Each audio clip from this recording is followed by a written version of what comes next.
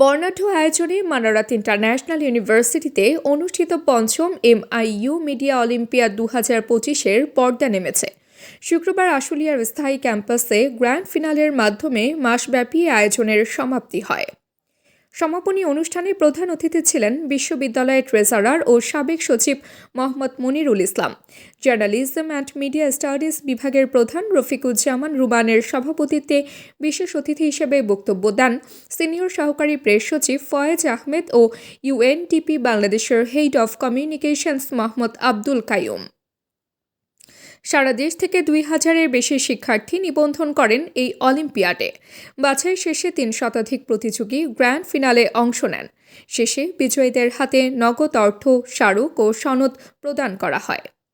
আপনাদেরকে career guideline type এক ধরনের এই আয়োজনটা করার জন্য বিশেষ ওয়েট করছি যে কারা পুরস্কার পায় দেখার জন্য আর কি।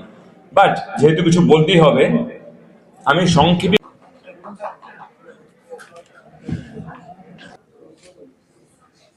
তাবাসসুম হকানিকা, দৈনিক আজকের বাংলা। দৈনিক আজকের বাংলা .net